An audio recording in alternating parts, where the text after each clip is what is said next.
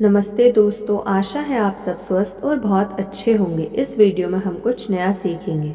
हम हमेशा अलार्म लगाकर सोते हैं। टेक्नोलॉजी ने हमें बहुत कुछ दिया है और उसमें यह भी है। आपको अलार्म कहता है उठ जाइए। क्या आप उठते हैं? आप उसे दोबारा बंद करते हैं, दोबारा सो जाते हैं। हर सुबह अलार्म पर उठते हैं। हम घंटी को बंद करते हैं और दोबारा सो जाते हैं। उठने में और उठने की कोशिश में बहुत थोड़ा सा अंतर है। हमारा दिमाग हमें बहुत सारे विचार देता है कि हम अब बहुत लेट सोए थे, हम जल्दी कैसे उठ सकते हैं, हम बहुत थके हुए हैं, हमें आराम की ज़रूरत है। एक आर्टिकल जो आपने बरसों पहले पढ़ा था, उस आर्टिकल की लाइनें आपके दिमाग में चलने लगती हैं कि आपको पूर्णतः आराम की ज़रूरत है। आपका दिमाग आपके साथ खेल खेलता है। यह दूसरों के साथ भी खेलता है और आपके साथ भी खेलता है। हम में से बहुत से लोग अगले दिन के लिए कार्यक्रम बनाते हैं, लेकिन अपने आज के कार्यक्रम को भी फॉलो नहीं कर पाते।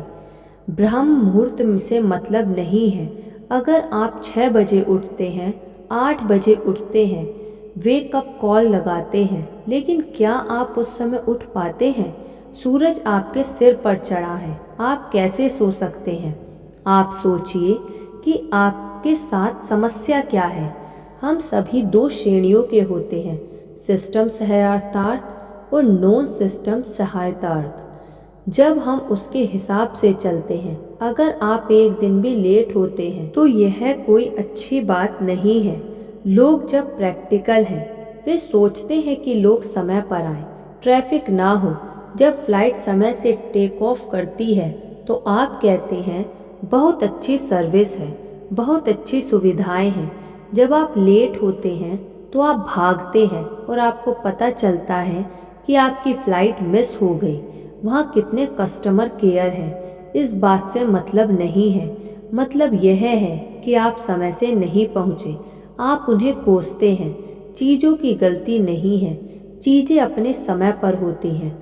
मेरे प्रोग्राम में आज आप यहाँ बैठे हुए हैं, मुझे सुन रहे हैं और सराहना कर रहे हैं, लेकिन कुछ लोग ऐसे भी हैं जो बाहर खड़े हैं और मुझे भला बुरा कह रहे हैं क्योंकि वे समय पर नहीं पहुँच सके और गेट उनके लिए बंद हो गया।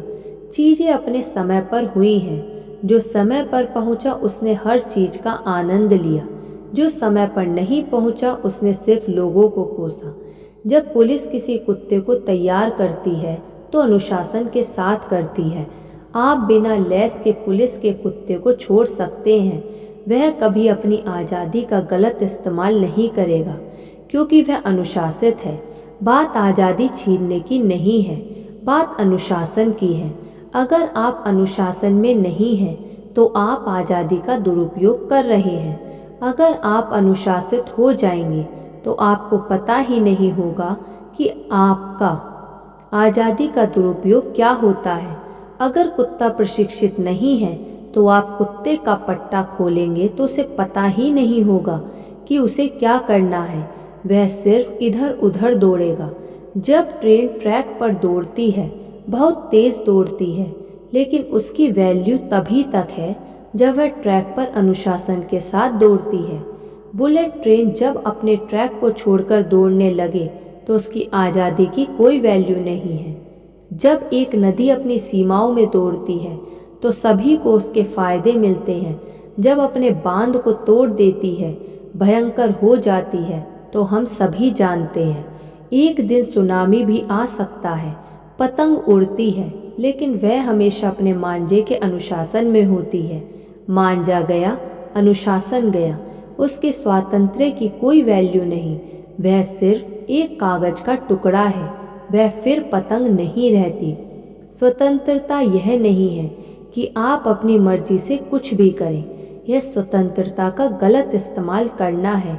अगर हम इसी देश में 10 साल तक अनुशासन के साथ चलें, जब आपको स्वतंत्रता दी जाएगी तो आपको पता ही नहीं होगा कि स्वतंत्र होना क्या होता है, स्वतंत्र का हमें क्या करना है, क्योंकि हम इतने अनुशासन में हो चुके हैं। हमें आज़ादी का मतलब ही नहीं पता। मेरे प्रोग्राम में लेट आने वाले लोगों के लिए जगह नहीं है। इसलिए नहीं कि मैं उनकी बेइज्जती करना चाहता हूँ, वह इसलिए कि मैं उन सभी लोगों का सम्मान करना चाहता हूँ जो हमेशा समय पर आते हैं। जब आप 7 बजे का उठने का अलार्म लगाते हैं और 7 पर उठते हैं तो आप हर काम अपने पूरे दिन में 20 मिनट लेट करते हैं। हम सभी के दिमाग में बाधाएं हैं।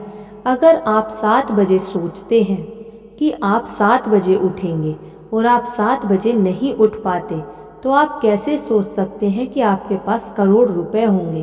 तो इसका मतलब वह नहीं होगा। अगर आप कहीं 10:30 बजे पहुंचना चाहते हैं लेकिन आप वहां 10:30 बजे नहीं पहुंचते हैं, आप सोच सकते हो कि आप 10 करोड़ रुपए कमा सकते हैं।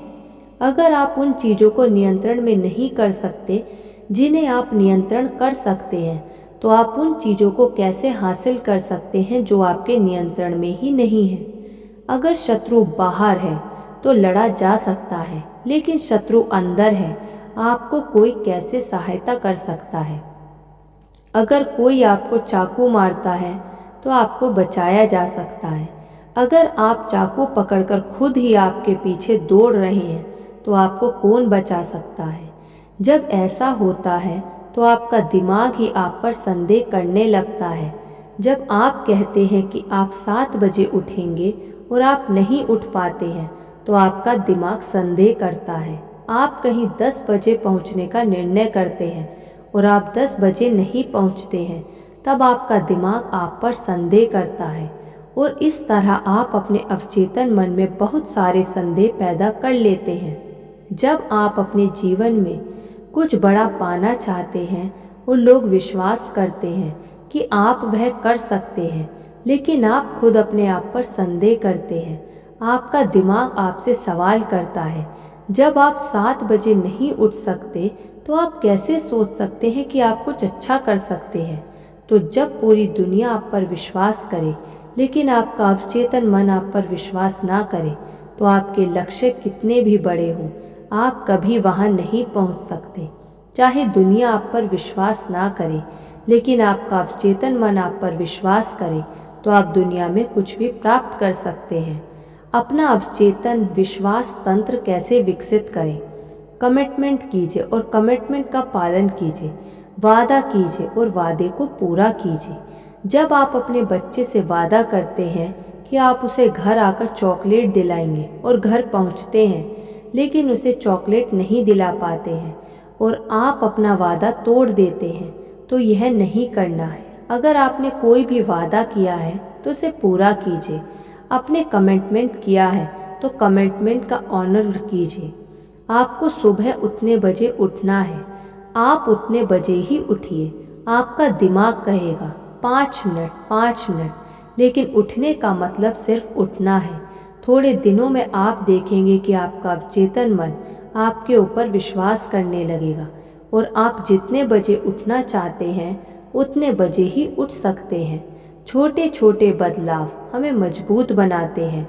यह मन का परावर्तन है और यह कोई छोटा परावर्तन नहीं है। हर छोटा प्रयास एक बड़े कदम की तरफ होता है। धन्यवाद। ऐसी और वीडियो सुनने के लिए आप इस चैनल को सब्सक्राइब कर लीजिए और इस वीडियो को लाइक कर दीजिए।